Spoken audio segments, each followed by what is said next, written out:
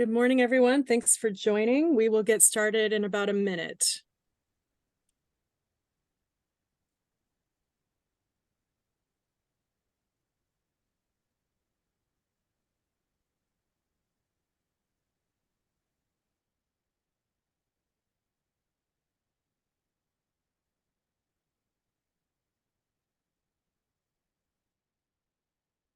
Good morning, everyone. Great to see so many people joining. We're going to go ahead and get started. People are still joining us, but we've got about 76 folks here, so we'll go ahead and get started. It's about 10:02, so we'll go ahead and advance to the next slide, please. Great. We've got a lot of folks here and people are still joining, but if you could please check your Zoom box and just make sure it has your name and organization so we know who is all here. And that is helpful for us as we're having these conversations today. I'm going to wait just another minute and then we'll launch into a couple of polls just to see who's here today and the topics that you're most interested in. So we will get started here with that poll momentarily.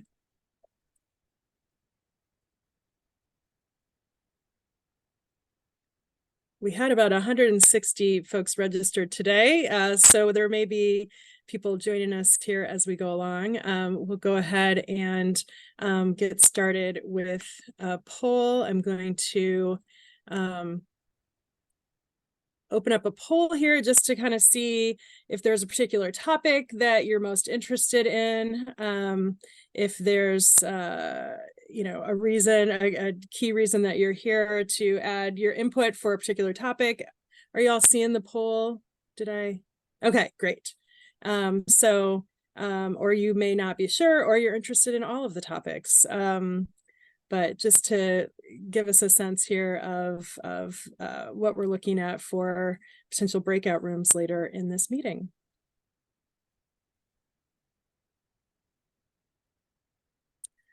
For some reason on my end, it's not showing that folks are completing the poll. But you're seeing it. Crystalline's shaking her head. Okay.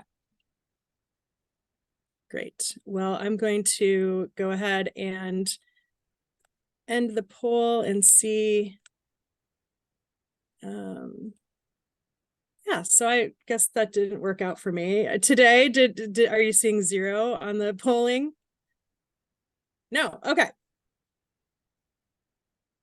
There's some kind of magical wizard involved with Zoom. I'm certain of it.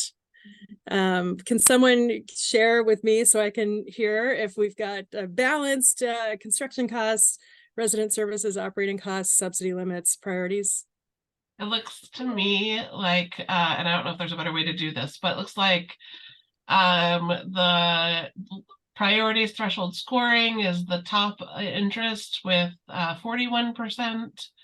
I guess next is those who are not sure. So that's 24% not sure, 17% interested in talking construction costs, 13% subsidy limits, and 6% resident services and operating costs.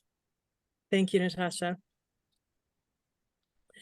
All right, yeah, we're just trying to get a sense for later on. We're going to be moving into smaller breakout rooms associated with these topics. You'll be self-selecting into those groups. We're trying to have balanced breakout rooms if we can, and they'll all be recorded as well, so you can go back and listen in. And then I'm going to see if I can do another poll that may or may not work. That just is letting us know who is in the room.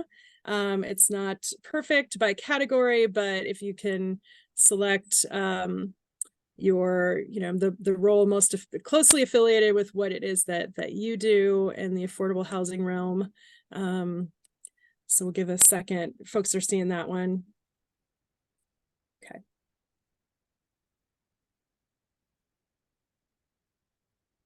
All right. Give another second here for this poll.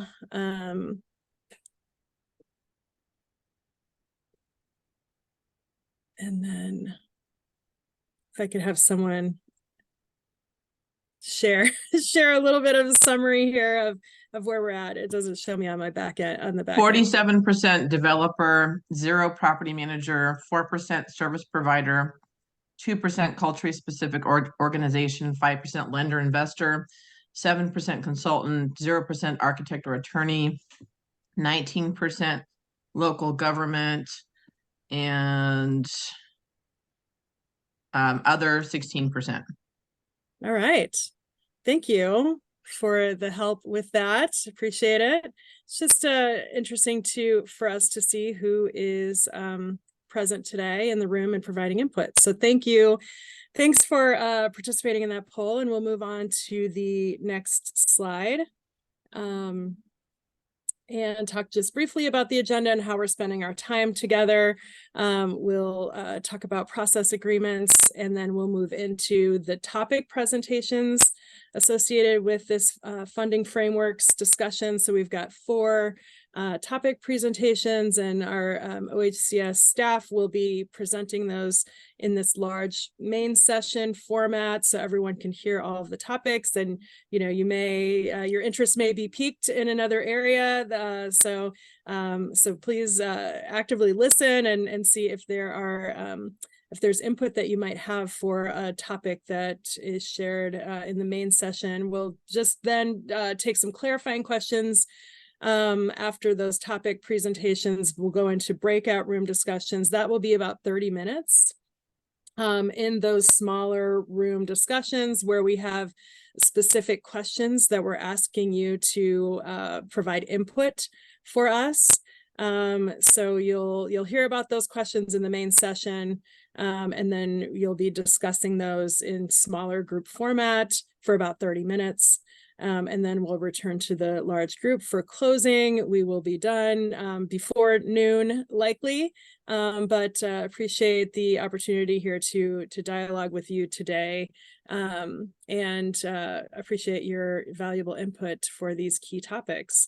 So we'll move to the next slide and just talk through how we want to be together in this space today. We're at OHCS working with the Center for Equity and Inclusion, and have adopted some process agreements that we're using in our teams to help make sure we're fostering an inclusive environment and addressing longstanding cultural white supremacy culture in organizations, just trying to address that and make sure that we're, again, fostering an inclusive environment where folks feel comfortable participating.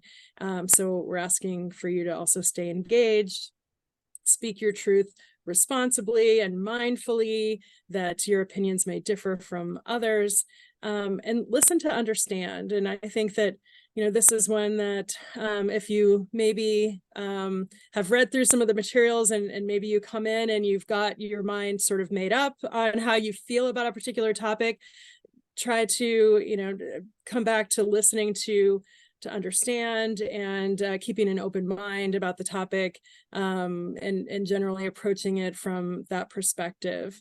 And likewise for our staff as well, right? We're listening to understand you and listening to understand your input. So just trying to set up that dynamic where we've got healthy, productive information sharing among all of us. Being willing to do things differently, experience discomfort, and expect and accept non-closure, which I've shared before is a little bit hard for me because I like to have answers, and you may not always get your answers in the moment that you're expecting them. So just if we can all try to practice this, as I said, we're trying to practice this at OHCS with our teams, and hoping we can practice engaging in this way with you all as well. So thank you for that, and bring these with you as you go into the breakout rooms and you're having small group discussions with your peers and colleagues as well as our staff. So with that, we'll move on to the next slide, please, Carolyn. All right, I think we are ready to hear an overview of the topics for today before we drill down into each of these topics individually. So I'm going to turn it over to Natasha. Hi, thanks, Kim, and hello, everybody. This is Natasha Detweiler Davy. I use she, her pronouns, and I'm the director here at OHCS of Affordable Rental Housing. So really, you know, again, we'll extend my gratitude for all of you showing up today to engage and giving input into this process that we have been working on, and also just want to acknowledge and thank all of the staff here that have been juggling all of the daily work and all of this change work to have to be with you all here to have these conversations.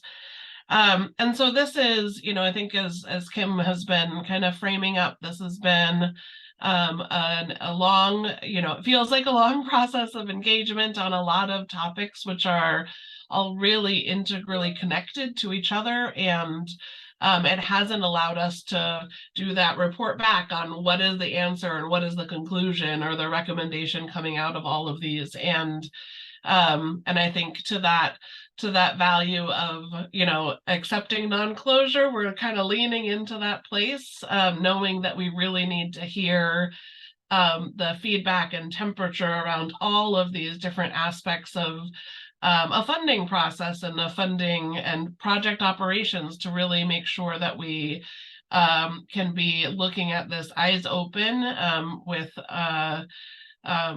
you know, wanting to look to adopt and incorporate change that is meaningful and impacting, and also that we can anticipate as many of the unintended consequences as possible and navigate to avoid roadblocks in that arena. And so this is, you know, I think we're really excited to be getting to this point to get input on these this set of topics, and we'll be looking forward to taking the next steps of kind of reporting back on how all of the synthesis of themes that are coming out of all of these conversations, and specifically be able to speak to how we are create a recommendation, a thought, a concept to be able to get additional feedback on, and also in that process identify how the things that we have been hearing are being addressed in this in a future concept that we'll be hoping to pin down here in the near term after getting all of this input. And I think to that end, you know, each of these for a really big impactful topics to our funding process. Construction costs, we'll have Kevin Burgee leading a conversation, just really wanting to understand, you know, I think so much of what we as a global, we are navigating in this development climate is, you know, changes and impacts to construction costs, to budgets, and when, you know, even the impact of interest rate rising. So when their interest rates rise, you have lesser resources to put to your project. What is that impact on your project scope? What is that impact to your construction? And so really getting, you know, really understanding from your seats how what that experience is, what you have identified as good strategies, what should we be incorporating and thinking about as we are looking to our future process. You know, I think similar for resident services and operating costs. I think we are all as an industry aware that there are really high demand on project operations, and figuring out how do we get into a place where we have sufficient resources, kind of ongoing investing into projects to be able to sustain those in a healthy way. Subsidy limits. This is, I think, under a centralized funding offering, it really has a different opportunity to be able to look at those, not on a what is a lift subsidy versus a GHAP subsidy versus a small versus a veterans, but thinking about what are the really meaningful breakouts of subsidy limits that we want to be moving toward to make, again, make projects viable, make sure that we are stewarding resources effectively, and really looking at this at a system level instead of on a resource by resource perspective.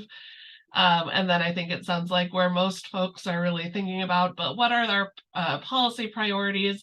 What is it that we are able to measure through a scoring metrics, but what is also a threshold? So how do where can we set a bar and say you need to perform to here, or this needs to be the standard or the expectation, and kind of think about things. Is there greater potential for kind of that pass fails type strategy, or what is it that is really impactful to score in this process that lets us measure impact? And I think, you know, those are all really tricky places of work, and in the spectrum of this evolution, really wanting to make sure that we are prioritizing your time and our time for getting projects into community and focusing less on that competition piece, so less on telling no's and more on establishing expectations. So really curious to hear what folks have to say around all of these topics, including that evaluation process and kind of what it is that we would need to see impact. And so I think, you know, with that, maybe I'll just hand it off. I just, you know, again, we'll just reiterate in terms of the, you know, our process agreements.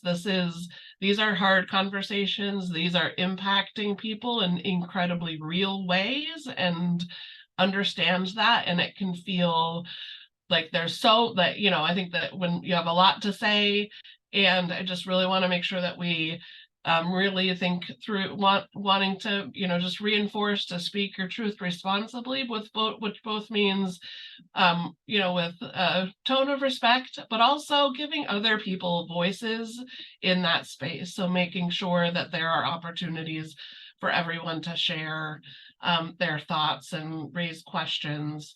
And I think to that end too, you know, we'll have the retro board, so you can be providing comments in writing. We'll have a follow-up survey. And so I think in using this space, just wanting to make sure that we give space to all different perspectives to be able to engage in that conversation. And so I think with that, Kim, I'll hand it back to you. Great. Thanks, Natasha. So I think we're going to just bump out of order as per this slide. And so Carolyn, if you could, we're going to come back to construction costs. We're going to start with resident services and operating costs here in this main session format. So we're going to hear these topic presentations, and then we will we'll pause for a minute to kind of make sure you're set up to go into the breakout room. So we'll have some clarifying questions, time for that.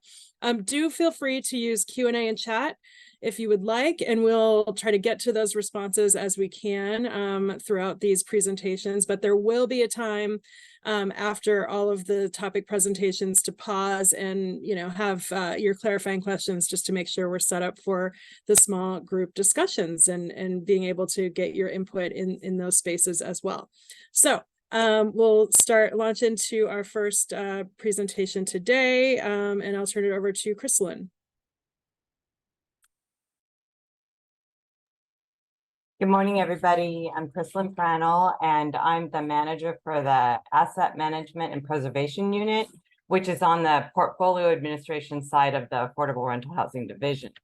So it's probably no surprise to any of you that I'm here to solicit feedback on how this information provided at application can transition to ongoing operations for the properties that we ultimately fund. Next slide, please. If we want to align our project budget assessments to support the initial development as well as the ongoing successful operations of portfolio properties, what operating cost factors do we need to consider given the current market environment and the increasing operating costs as well as increasing tenant support needs? What we're looking to do is establish a realistic, and meaningful metrics that readily translate to the ongoing successful operations for our portfolio properties. And a way for us to do, to evaluate those elements intentionally designed to meet the people that they serve where they are, and to serve them equitably and across all funding applications. Next slide. For starters, there's the operating budget. As you are all most astutely aware, affordable rental housing, the industry in general, not only Oregon, but across the country, many are experiencing expense trends that are possibly unprecedented. Many property owners are seeing interesting trends, extraordinary economic fluctuations, and it's becoming increasingly aware, at least on my part, that it's difficult to imagine how we can effectively propose budgets at application. And how do we evaluate this information in a way that effectively supports future successful operations? Next slide, please. For example, is the per unit per year the ticket? How do we consider the cost escalation for operations? How do we consider contract services, reserve for replacement contributions, and those resident services? Next slide.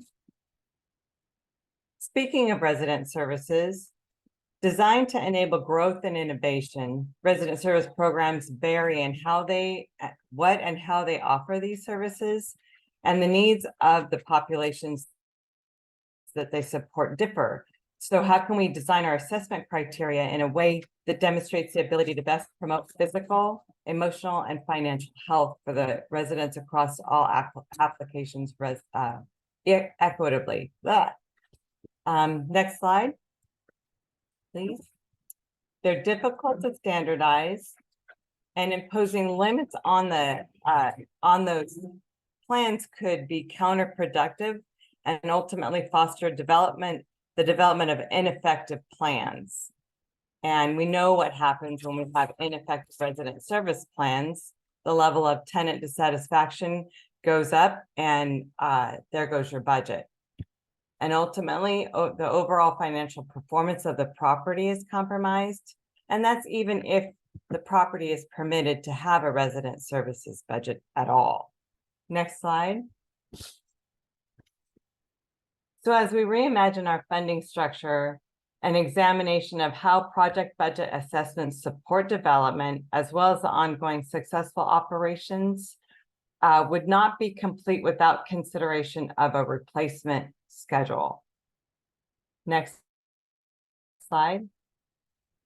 We already recognize the importance of such a schedule on determining the level of annual contributions to replacement reserves. But much to our dismay, useful life of an asset doesn't necessarily follow a schedule.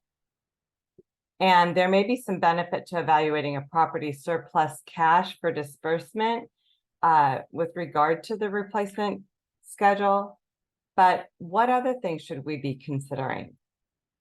What other opportunities are there for reinstating or reinstituting the replacement schedule at time of application?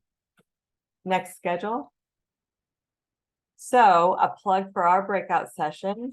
Our charge will be to consider 3 primary questions. Next slide. Is the per unit per year operations cost an appropriate metric for assessing funding applications? And if so, are the factors that need to be considered? What are the factors that need to be considered? And do they reduce the effectiveness in an effort to achieve equity? How should resident service budgets be evaluated at application? For example, is the per unit per year the item that we should be talking about? And what should we do to ensure that those budgets are protected, that they're not gobbled up by operating overages? And other than reconciling with the periodic replacement reserve allocations, how else can a replacement schedule benefit a project? And how should we consider the replacement schedule and its integration into the application process? All right. Oh, Come see me. Yeah, thanks, Chrislyn. I love that plug for your breakout room. And before we move on to the next topic, which we'll jump back and go to construction costs. I think that, you know, these are big topics, as Natasha said, and there's lots to consider within each of these topics. So if you feel like you're not able to really, you know, contribute to a particular topic today and you need more time with it, there will be a survey that's available after this meeting. And then there's also the ability to watch the recording of that breakout session. So just wanted to offer that, you know, there's a lot of content here. There's a lot to consider for these engagement questions that we're asking you. And so don't feel nervous about all of this and, you know, the pressure to try to respond in the moment, because there's opportunity to reflect and provide feedback through a survey mechanism. As well as joining a breakout room today, which Chrislyn's breakout room sounds very exciting. So consider that. And then we're going to move on to construction costs, which will also have its own smaller breakout room as well. So I'm going to turn it over to Kevin and Trinity. Great. Thank you, Kim. Can everybody hear me? I just want to make sure I'm good. Okay, good. Yep. So the topic construction costs, and before I get to that, I just want to introduce myself for those of you that may not know me. My name is Kevin Berge. I'm the staff architect at OHCS, and always good to have the opportunity to engage with all of you on these important matters central to our work together. Thank you for participating. We have a short presentation on this topic, and the reason for that is that this proposal, or the policy proposal and implementation aspects of this topic are closely connected to readiness to proceed. That's a topic that we already covered in previous engagement sessions. So we are really going to kind of skip over what has been the policy proposal and implementation piece here. I'm going to refer, as I move through this, back to the readiness to proceed, and you'll see why I think that'll become clear as we go forward. So Should we move to the next slide, Kevin? Sorry to. not quite. Yeah. Not quite. Oh, not quite. Okay. I want to stay here for just a minute. So essentially, on the point of readiness to proceed, we are, as an agency, working to try to get documents that are, and having our funding commitment tied to documents that are based on cost proposed much closer in time to the point of construction start than is the case currently. And this serves one primary objective, at least one. I'm sure there's others. Principally, it limits the time over which the negative impacts of current market environment may affect a project. And the critical aspects there are continued steeply rising construction costs, ongoing supply chain issues, ongoing endemic labor shortages, continued market volatility. So if we can shorten that time period, we reduce the impacts of all those things on construction cost. So just in short here, as an introduction to the goal, which I'll present in a moment, the current development environment has become inherently more risky, as we all know, and we have to find a mutually supportive path to navigating this environment in a more structured, more transparent, and more predictable way. So if we can now move to the goal, next slide. So the goal is to receive construction cost proposals that are meaningful in our assessment of needed resources. And, you know, on a really high level, that is essentially what we have been doing and have always done. I might offer what I think is maybe some operational clarity to that goal. And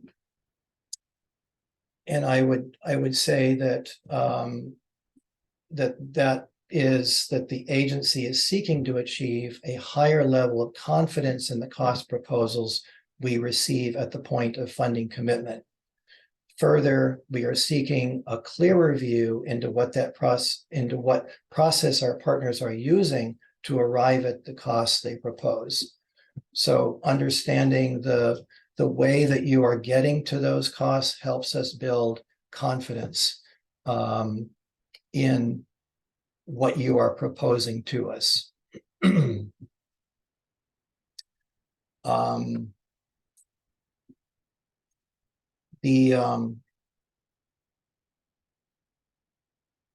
The other aspect here is that by having those costs more transparently, the methods of those costs more transparently conveyed to us, we know that that you are actually ready to proceed, and that will be built into our readiness to proceed strategy that we end up with and landing on. The next slide, please. So the overview is really a process overview of what we do currently and how that might change in this updated process. So just very high level and quickly, excuse me. OHCS currently reviews early cost estimates at a very preliminary stage of development, and that those estimates are then later updated after comprehensive pricing comes back. But this is after we have already made that funding commitment, and then market changes that may occur during that post funding commitment period also then have to be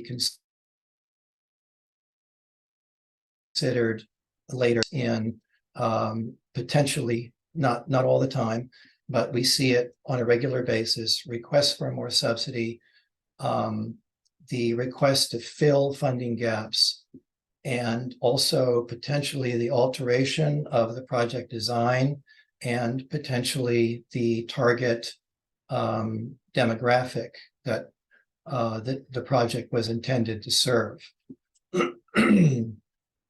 So moving to the updated process, the final funding recommendation comes just 6 months out from project closing. 6 months thrown out as a proposed time period. And those cost estimates and subsidy are then calculated based on virtually full or full architectural drawings. The result of this is that we have a comprehensive project plan more in place as we are making that funding commitment. We have potentially the reduction, potentially the removal of funding gaps. I think that might be a little idealistic, but I think it's fair to say that we have a reduction, and we have stronger OHCS resource allocation planning, stronger than what we have currently.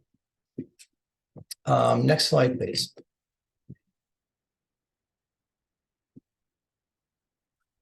So we end on this topic with the 4 questions that we've put together, and this is where I think the meat of this particular engagement on this topic will come from. I hope to see you in that breakout session, and I hope to have follow-up conversations with all of you, because I think this is a bigger topic than what we can cover in just the 30 minutes or so that we're going to have in our breakout session. But I'll go over these quickly right now. We're asking what your biggest challenges are when it comes to developing initial construction figures for a project. We'd like to get a better idea from you on what your biggest challenges are when it comes to managing those costs throughout the development period. We'd like to know from you what we should be focusing on to understand the reliability of construction cost estimates. And finally, how can OHCS better collaborate with you to mitigate risk associated with construction volatility? And I'm sure there are other related questions that are embedded within these. This is really just intended to get us started on a conversation. And I hope to be able to engage with you on this in our breakout session. And Trinity will be joining us for that as well. So that concludes construction costs. Kim, thank you. Thank you, Kevin. Yeah. Great. We have a question in the chat. Is this for new construction only? No, we're talking about all projects here. Yeah. Okay. Thank you. And then we do also have a question that we're working on with another Q&A that Natasha is working to answer right now. So feel free to continue to put some clarifying questions as we go along in here, and we'll address them as we can. And also note that we will be pausing for some dialogue and clarifying questions before we move into the smaller sessions. And thanks again, Kevin. That was a great overview of construction costs. We are now going to move on to our third topic for today, which is about subsidy limits. So with that, I will turn it over to Roberto to talk us through this topic. Thank you, Kim. Good morning, everyone. This is Roberto Franco.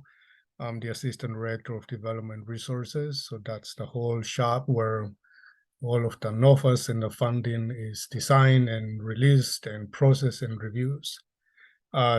We're finding out now, a lot of these various engagements, they're all interconnected. So not one single item is separate. And so I think as we work and walk through all of these engagements, that will bring it all together.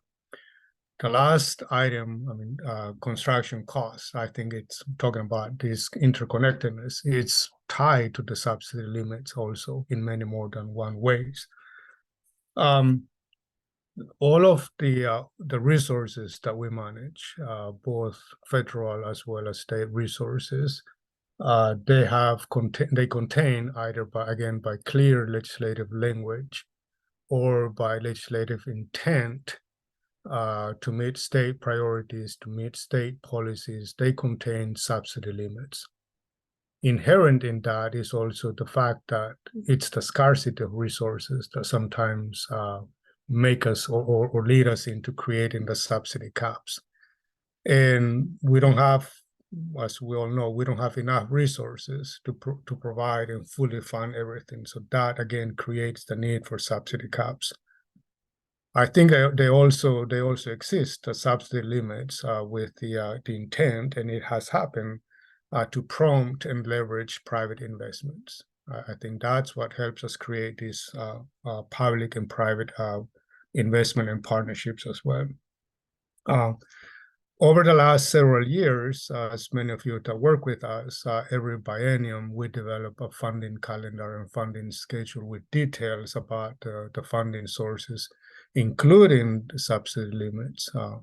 We've gone to the Housing Stability Council every biennium and share and talk about the funding sources and the subsidy limits, and the Housing Stability Council approves that.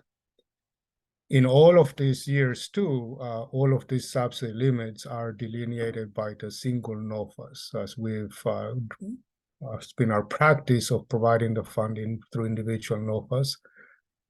Sorry, I forgot. You could forward the slides. Sorry, I forgot about that. Yeah, so every NOFA that we've released, again, brings its own subsidy limit. So be it LIFT, be it GHAB, be it LIHTC, the ARH tax credits, all of those, each of them bring their own. As we are working towards this consolidated funding approach,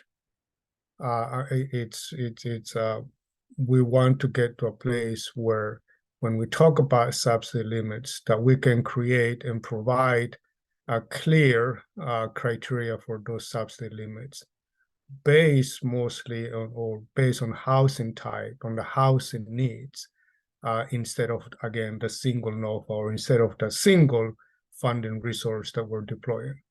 Because in this consolidated approach, again, developers in a project can have access to more than one funding, and instead of applying individually. So what we like to get out of this engagement conversation today, and we're working towards that goal of establishing criteria for subsidy limits that, again, balance the total project cost and the financial need for the project, while at the same time, for us as a state agency, to hold a responsibility of a stewardship of public funds, because we can't we can't finance everything. So we have to find that balance in there. So just to see on the next slide, please. So just to see where we currently are, as I mentioned earlier, in each of our NOFAs, we've established those the subsidy limits. And pause for 1 second. Carolyn, can we move to the next slide? Yes, I'll wait. Oh, there we go. Okay. Thank you. Yeah. And then if you, Roberto, you're coming through, but I think some people are struggling a bit with audio. So maybe, yeah. Get closer. Closer. Yeah. Okay. Thank you. Thanks for letting me know. At any rate, so right now, our current resource and subsidy limits, in many ways dictated by each of our funding sources, are done by unit types. So it could be by number of bedrooms, number of units. It's done by location type. So urban versus rural, or urban and versus suburbans or rural. So all of these complex layers of subsidy that sometimes we have. Population type, veterans, PSH, ARH tax credits, or agricultural worker housing. Project type, there are subsidy limits for new construction, for acquisition and rehab versus preservation. We have the resource type or funding sources, and funding, sometimes funding availability. By the need or the scarcity of resources, sometimes we have to establish that subsidy cap in order to allow, or at least spread the resources more equitable across the state. And sometimes when we get additional resources, we've increased those subsidy caps. Those of you that used the preservation last year, for example, we were able to go from 25,000 per unit to 35 because we were able to get additional resources. So funding availability is part of that criteria that we've used there.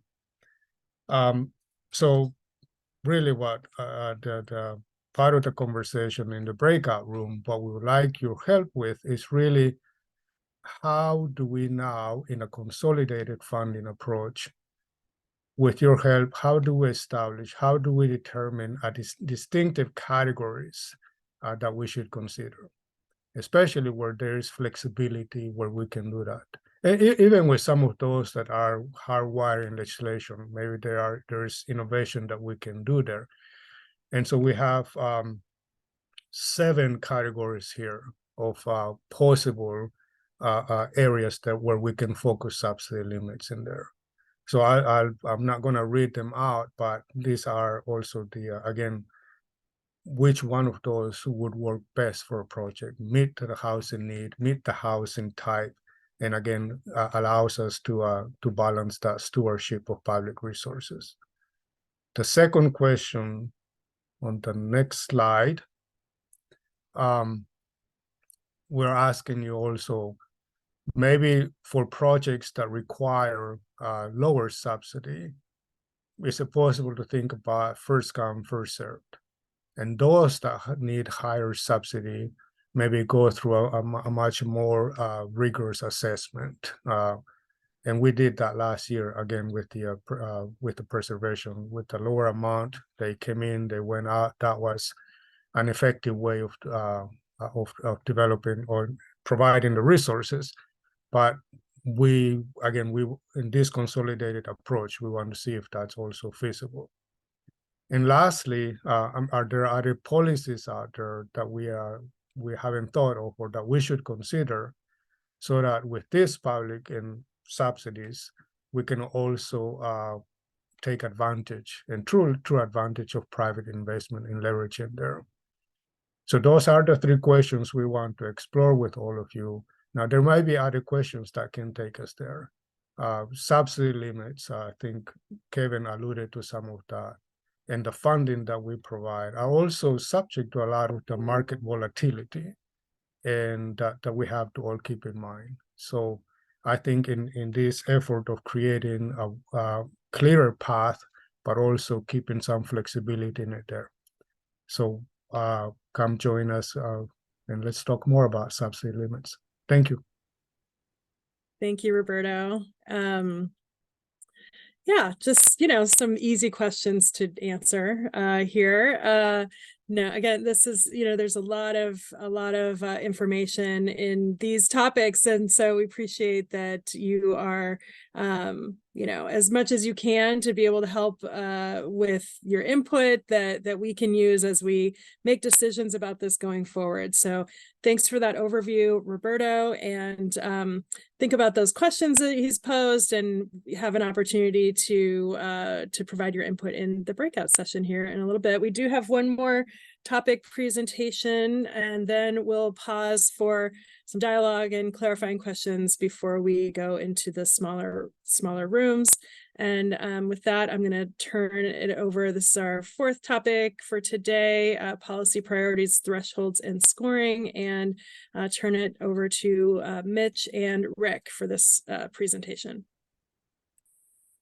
Thanks, Kim. Hi, everyone. Good to see you all. Good to be here.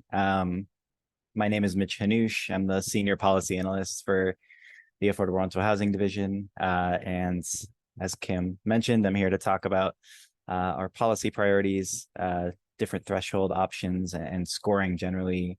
Kind of to echo Roberto's point, I do want to acknowledge that all of these topics are really interconnected.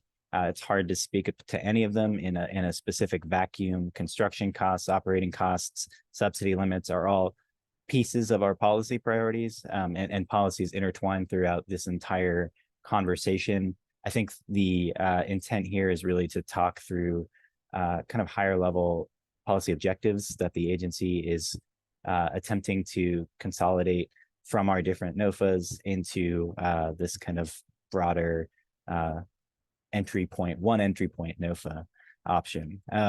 Next slide, please. Oh, thanks. So yeah, currently, as you all know, our process is pretty varied. Every NOFA has its own scoring criteria. Every NOFA has kind of its own policy objectives and priorities based on the funding source and program that you're applying for. What we want to be able to do with this new process is similar to our general restructure goals, is to be able to really change the kind of dynamic for increased predictability for partners and ensuring that we're able to meet our policy objectives as an agency in a way that is transparent and predictable, and folks kind of know what to expect ahead of time. I think that mirrors a lot of the other kind of conversations that we've been having. But we also want to make clear that we're still, as an agency, committed to meeting those policy objectives, meeting those kind of mission-oriented goals that we've established over the years. That's not going away.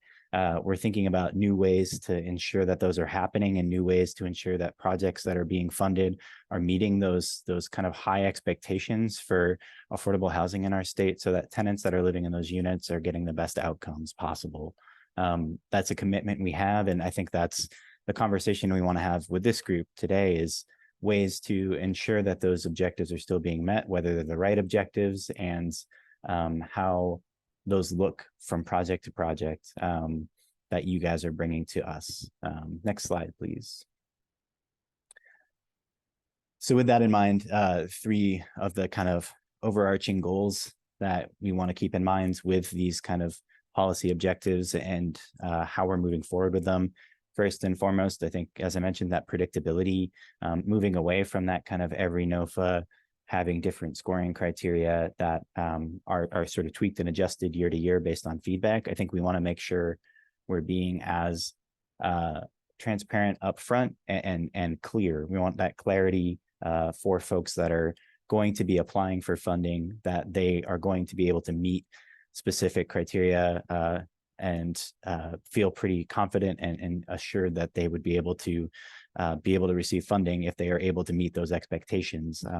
As well as, you know, kind of the converse argument of that, where you would know ahead of time if your project was not ready and was not able to meet some of those objectives, and could work on that instead of, you know, the current process, which often requires an application and a lot of time and energy and effort expended and money expended only to be denied and have to come back later. We want to try to create a process that is a little more smooth than that, and allows both OHCS staff and also your staff to be able to kind of move through this a little more predictably. Secondly, impact is always something we're keeping in mind, and obviously that's a really broad category, but generally thinking about people housed by the units that are being built, which means, you know, we want to be able to create more spaces for people to live, but also considering the built environment that they're living in. We want to consider the, you know, stewardship of public resources and the ability to fund projects that are going to be viable, that are going to be able to last through their affordability period. Again, like some of the considerations that Chrislyn mentioned, that Kevin mentioned, and Roberto mentioned, are all kind of built into this impact piece, but thinking broadly too, I think beyond that, about how it's responsive to community need and the populations that are going to be served, and trying to center the tenant experience as well as that sort of financial investment piece, and what the impact is really going to be on community, as well as just the impact on, you know, raw unit production, which is also really critical need in the state. It's sort of tied into that, but we wanted to call it out distinctly because it's a really critical mission and goal of the agency, is the equity component. We want to ensure that we're targeting disproportionality throughout the state, that we're acknowledging where communities have been underserved by the state and by development in the past, and ensure that we're bringing people up and bringing communities up, and working with communities of color and other marginalized populations to make sure that organizations that serve them are able to kind of come in at equal footing by meeting people where they're at. Yeah, and I think that goes for sort of developers as well. We want to make sure that developers that have historically not been able to access resources in the same way as their kind of more white-led counterparts are able to come in and receive resources in an equitable way. Trying to break down those kind of systemic inequities that we've seen in the past is still a major priority of our agency. And we want to know, you know, from you all what your thoughts are and the most effective ways to do that. It's obviously going to look a little different than the ways that we've done it in the past, just based on the process shifts that we're making. And we want to make sure we're really clear on what these expectations are going, while also being really firm in our commitment to moving this work forward and working with you all to make this a more equitable place to live and work. Next slide, please. Yeah, so just real quick baseline. thresholds are being used in this context to consider sort of the baseline requirement. So what does every single project that comes through the door have to have in order to be considered for funding? Right now, again, those are generally pretty low, so that we allow people, to be considered for meeting pretty minimal project standards, and then we score on top of that. I think thinking about different ways in which we can structure thresholds. Thresholds are often pass-fail requirements. They're often much easier for projects to understand if they're going to meet that eligibility criteria than a scoring process or points process that's competitive, because that's more of a more reliant on other projects that are coming in the door. Thresholds allow folks to sort of see where the bar is, and if they meet that standard and are able to exceed that limit, or over the bar, then they could have some more surety that they're going to meet that criteria standard. Similarly, easier for OHCS staff to review in general, usually, not exclusively, but in general, and allows us to kind of process these kind of criteria faster than a kind of competitive scoring process. That being said, scoring is a tool we've used for a long time because it allows us to prioritize a variety of things. It makes it not mutually exclusive. You can score 0 points on a specific criteria and still get funded because you were meeting other criteria. I also want to make it clear that these are not by any means mutually exclusive. We're considering processes that would allow us to sort of blend these two, some including options for like menu items, where if you hit a certain number of them, you're able to move forward. Things that are thresholds that are also scored is on the table. This is more just to establish what that kind of baseline definition for each of these terms is. Next slide. So sincere apologies for the horribly small text on here, but I'll bring this up again in the breakout room, and it should be in the project or the framework planning sheet too, if you want to dive in.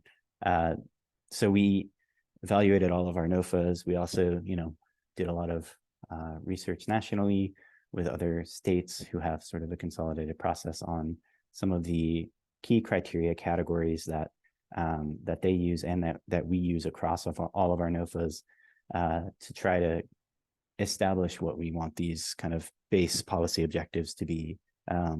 This is our first sharing of this with you, so we absolutely want your input, and we have questions about this. If there's things missing in particular, key criteria that you see as really valuable for the communities you serve, or the projects that you're bringing forward that you think are missing from here, I think we really want to hear that. Just to briefly go through, I know we're getting close on time. Financial review, really, is this project going to work? Is this a good investment for the state? Does it have the ability to have that long-term stability for tenants? Is it cash flowing? Does it have a stable DCR? Does it have committed resources? Things along those lines, balanced sources and uses. How's the pro forma look? I think is really what we're getting at here, and setting those standards high so that we know when projects are coming in and we approve them, that they're going to move forward with some surety. Similarly, cost evaluation and subsidy use, we want to make sure it's a good investment for the state and it's getting kind of the most bang for the buck, while also acknowledging that sometimes the best bang for the buck is something that's a little more expensive because it's being built better or is providing services that are somewhat more costly but are going to give tenants a better experience. This is not just exclusively about construction costs. I want to be clear on that. But we do have to consider sort of what the cost per unit is and compare it to sort of the investment from the state versus the impact of the eventual project that's being built. Equity and racial justice alignment called out here again as a kind of critical piece. These are three kind of really, discrete, exclusive, specific categories. Our ERJ priorities, I think, are going to be woven throughout most of these policy objectives, but these three we wanted to call out as ones we're planning to bring forward, absolutely, in specific to kind of our equity and racial justice goals, and that includes culturally responsive project design and outreach. We want to make sure that folks are working with their community ahead of bringing a project to us, that they've really had that robust community outreach and had that input into how that project is going to be designed and what it's going to look like. I think that's a direction we've moved towards in recent years, and you all have moved towards in recent years. That's been really successful, and we want to encourage continuation of that, and really call it out here as a real priority of our agency. Similarly, we've I think worked, as many of you know, in recent years towards prioritizing culturally specific organizations or partnerships with those organizations. We really want to figure out where that balance is between partnership with a white organization or a non-culturally specific organization. When they bring in a culturally specific organization, we want to ensure that that's not just a tokenized relationship. We want to make sure there's some value there. And I think looking at where that bar is and where that line is, that allows for, the culturally specific organizations who want to partner early on because they're still building capacity, and culturally specific organizations who want to be leading because they are already sophisticated and able to kind of go through the entire development process, manage their own projects, things along those lines. So thinking about the spectrum of capacity and need for culturally specific organizations, while acknowledging that this is still a continued priority of our organization to support those organizations in our state and connect them to projects.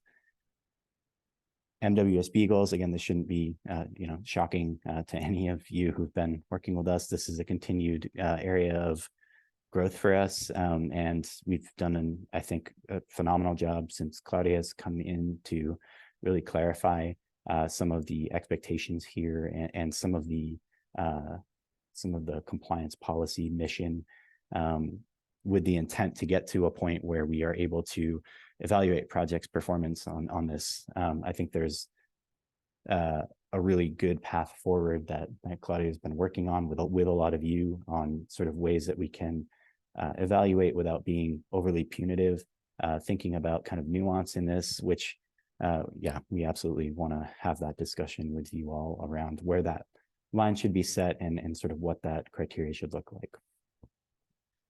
I said I was going to go fast, and I'm not going fast, so I'm going to blow through these last ones. Response to community need, that is not exclusive, exclusive of equity. That is equity is woven throughout these, especially thinking about low-income Oregonians, ways that we can deepen subsidy in a consolidated process where we maybe don't have as much of a competitive or scoring criteria advantage. How do we do that? Does that look like increased subsidy? Something along those lines for these types of low AMI units. Location-based factors, again, that's challenging, but also we want to emphasize how important that is to our agency, thinking about kind of the holistic experience of tenants living in these units. How are they accessing amenities? How are they accessing services in their community that can't be offered on site? They have to be able to, go get groceries, have access to green space, good schools for families, service provision for folks who need it. I think these are all really critical factors that we want to make sure are still incorporated into this, because we want to continue to center tenants holistically. We're experiencing homelessness crisis in the state, as everyone here knows, and want to make sure that's prioritized as well, thinking about ways that we can serve homeless families or individuals effectively and as broadly as possible, while meeting their needs of service provision and things along those lines. Thinking about sort of differentiation for project specific, for specific project types, thinking about how PSH is going to necessitate a different evaluation process at some point than a 60% LIHTC project, or standard kind of 60% AMI LIHTC project. It's just going to need different evaluation of what those supportive services look like. Does it have on-site a service provision? Does it, things that are not going to be requirements of every project are going to have to be requirements of some of these project or specific project types. And how do we evaluate that? And when do we evaluate that is a consideration. resident services, and I think it's not here right now, but also affirmative fair housing marketing, thinking about those strategies, where they come into play, how they're evaluated, and what those minimum baselines would look like for something that's so specific to the population being served, but so critical to the success of a project, I think is another conversation we want to have with you all. Considering climate impact and green building standards, ensuring that folks who are living in units are able to live happy, healthy, stable lives, I think is now having to consider sort of climate change and the impact to tenants in some of these buildings, and making sure that folks are cognizant of that. And we're doing our part to ensure that tenants are able to stay housed and be safe in their housing and healthy in their housing. And then finally, readiness and the speed of development. I think ensuring that we're able to kind of meet the moment and try to build as quickly and efficiently as possible while meeting the goals that are being established is, as we've talked about through this whole process, a kind of key criteria to think about. Next slide. Sorry, y'all, for going so long. Questions? I'll just, briefly. We'll talk about these in our breakout room, and excited to hear from you all. It's a lot of thinking about sort of which of these categories or policy objectives are definitionally going to have to be threshold, which can we move to a threshold easy scoring item, or does some of these necessitate sort of that individualized look and more of a kind of spectrum that would come into scoring?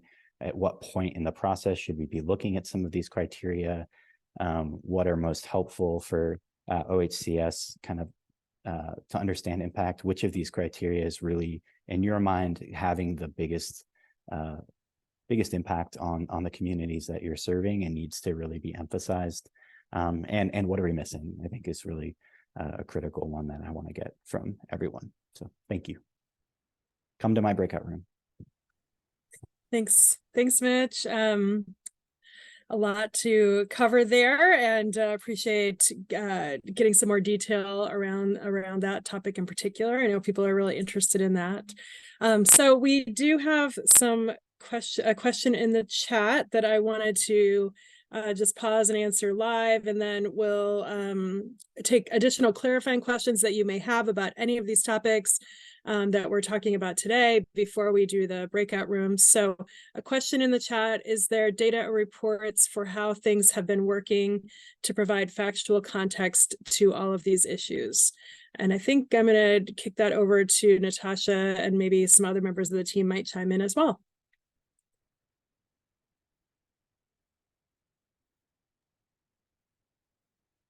Hi, I was multitasking, Kim. So I think, is it the data to inform these? Yep. Your data reports are things that that we've been looking and analyzing as we have been considering these changes that we're proposing and discussing. Absolutely, yeah. And I think all of the research kind of going back to this is, I think our process is really looking at what can we learn nationally from other partners' experiences, talking to other housing finance agencies across the state, doing research, digging in on program and development, and finding inspiration and other funding policies from largely looking at state housing finance agencies, but also large jurisdictions as well. There's different iterations and versions of supernofas and pipeline management and all of those strategies. Some of that is put together into white papers or studies. A lot of it is informed through conversation and outreach and engagement. And so I think there's a broad amount of that. And I think we are also looking internally at our own data. I think when we're thinking about things like set-asides, operating costs, really wanting to both see what's going on nationally, what are those trends, but also what are we seeing internally and how does that align with what we want to accomplish. And so I think it occurs to me as I'm seeing a few, folks interested in the data side and the research side, that it would likely make sense for us to put together yeah, some version of reference list. I think don't need to build our own encyclopedia. I think we can be sharing some of those sources of inspiration, research, and references with you all. So I think that's something that we can bring back to the table and to be able to put together as a follow-up. Sounds good. Thanks for that. Any other clarifying questions? There's a question about just picking one breakout session. I can see how you would want to go to all the breakout sessions because these topics are very rich and ripe for discussion. So what we're going to do is, you'll self-select into a breakout room. And then, after you've contributed or you've listened to understand, you may decide that you want to go to a different breakout room. And so with that, you would just go back to the main room, and then we'll assign you to a different breakout topic, and just being mindful as you go into a different space that they've already been talking, and so try to not be too disruptive as you go into a different session. But you are allowed to do that. So if you get into your breakout room that you selected and want to choose a different one, just either pop back into the main session or raise your hand, and we can help you get into a different session. Any other questions? Feel free to, raise your hand or just come off mute if you have some clarifying questions about the topics that we're going to discuss in more depth and the sets of questions that we're asking you to answer. Want to make sure that you all feel prepared to help answer some of these questions and provide your input. So don't be shy about any clarifications that you need. And I think we've addressed everything that's in the chat so far, but I'll just zip it for a second and see if anybody has anything they want to ask here in the main session before we go into those smaller rooms. Hi, good morning. Tiffany from City of Salem. I am new. I'm 3 years new. I was hired for CDBG COVID funding that we had received, and then have shot like a rocket through everything else. And I am working with construction projects that also use OHCS funding. The data question was asked. Being in the HUD world longer than the 3 years, the coordinated entry system is flagged through a lot of the funding that we use from the federal dollar. I'm not sure if that is some data that OHS uses. Some of our funding, like the home ARP we received, required it to be in our subrecipient agreement, as it is a data collection portal that then of course would be for some of these recipients of these fundings for affordable housing units, because it has been, chronic homeless persons or identified veterans or domestic violence, or other related persons that are looked at, for when you do your screening for this. I'm not sure if that is something you take into consideration. Thank you, Tiffany. Anyone want to talk about coordinated entry, or how we might be using some of that existing data that's collected for HUD projects in particular?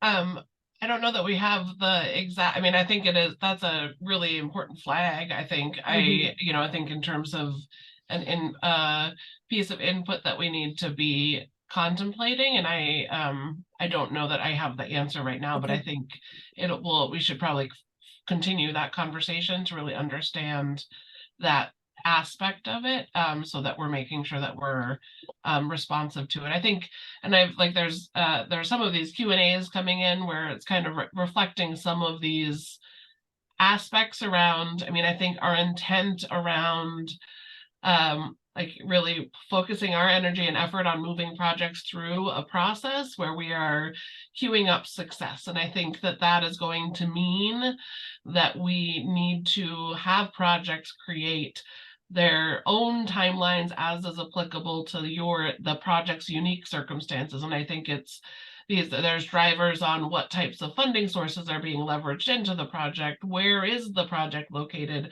What type of population are you serving? What type of building are you trying to build? I think all of those different dynamics mean that we can't create one box for everything to enter through or to abide by.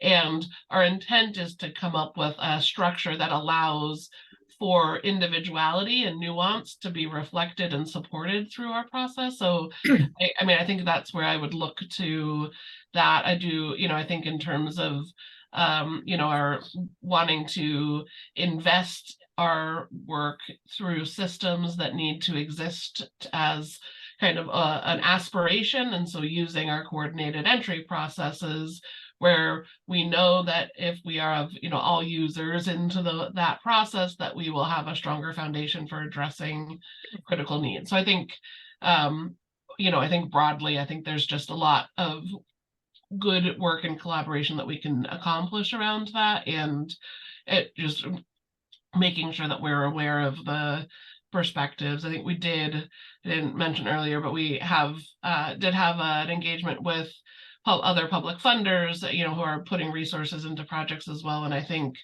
I learned, had a lot of lessons learned. I think communication and relationship building was top among them in terms of really critical need to make sure that we are in alignment and that we are having clarity of direction for the development community, but also for our other public funders to have explicit and intentional connection to the work that we do at the state to make sure that we're kind of, all eyes open and we're able to be as responsive as possible.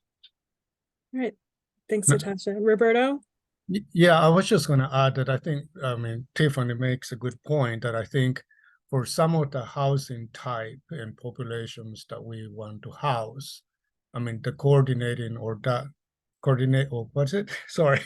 coordinated entry point is going to be really important. So that is true and will probably likely remain as part of our PSH, permanent supported housing financing. And that, in fact, is part of that whole financing and services and support for PSH units. And that is also being applied with the home ARP that we currently have open.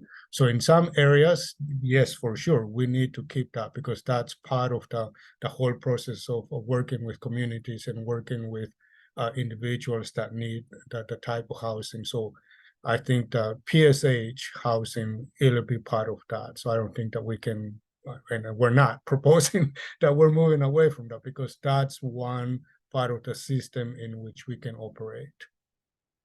Great.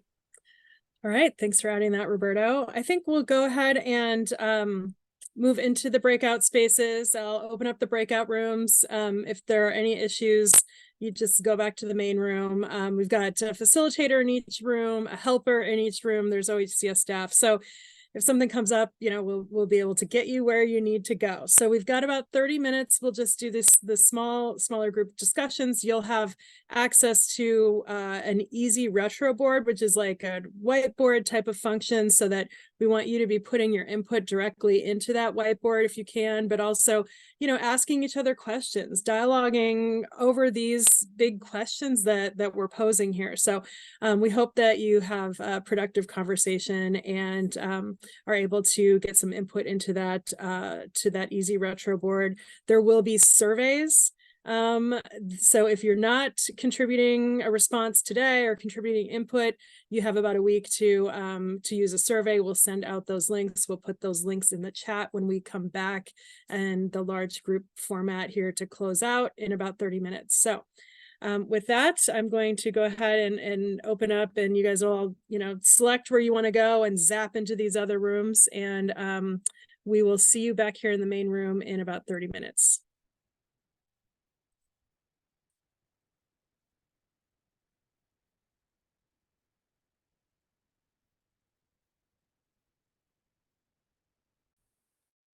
And can you stop recording this one for me?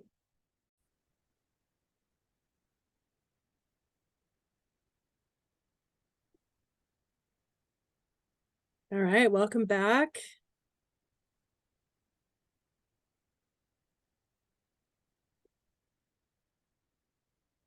Thank you all for that robust dialogue in those small group sessions and for using the easy retro boards.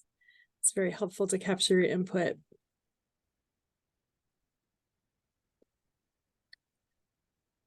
Okay, folks are starting to come back.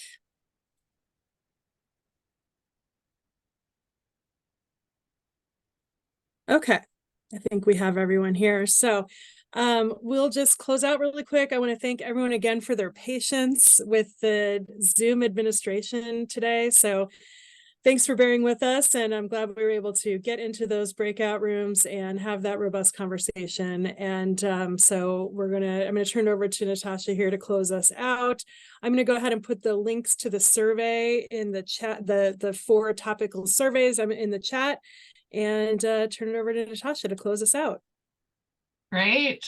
Thanks, Kim, and everybody for participating and hanging in here. We are rounding it out.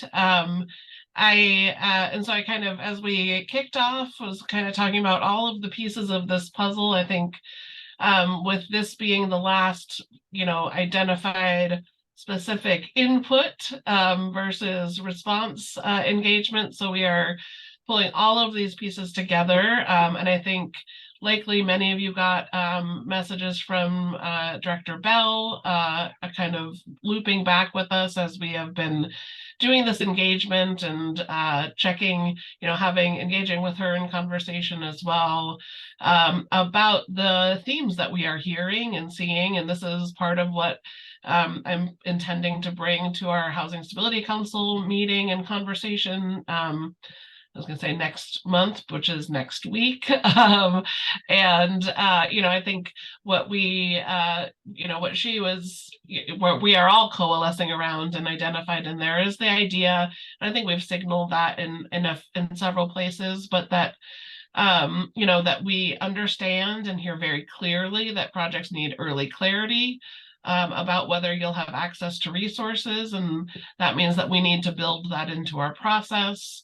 That we need to really, in doing so, make sure that we are looking at what the unintended impact of that is for especially small, culturally specific and nonprofit partners.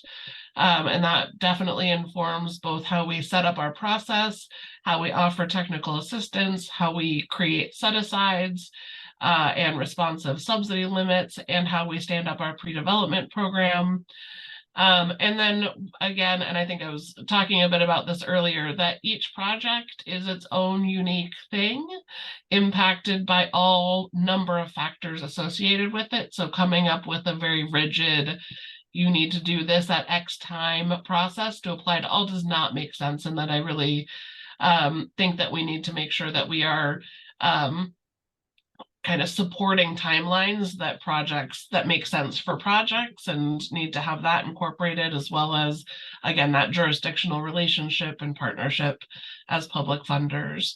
And so, I think, again, our intent is that we, as we move forward, really bring all of this together to come up with a responsive strategy, which will also have additional opportunity for input and feedback around it, but that we are, synthesizing all of the information that we receive on all of these very many topics, synthesize it, come up, identify like central themes. What are the themes that are really big? What are the details that matter? And being very clear in responding and providing documentation around that. I think we also identified here today that there's still just a broader interest in kind of regrouping around some of the why and some of the research and the information that informs this. So that'll kind of inform what we put together to be able to share with you all on in our next engagement in 2 weeks. And so with that, I think that we can close today's session with gratitude, appreciation for everybody. Again, continue, the survey is out, continue to give input, and we're excited to be able to understand all of the perspectives around this work. Really appreciate it. Thank you. Thank you, Natasha, and thanks all. And please do check our website as materials are posted, including the synthesis that will be available for each of the topics as we are able to work through those and digest this input. So thank you all, and we'll see you on November 9th. Don't hesitate to reach out with any questions. Take care.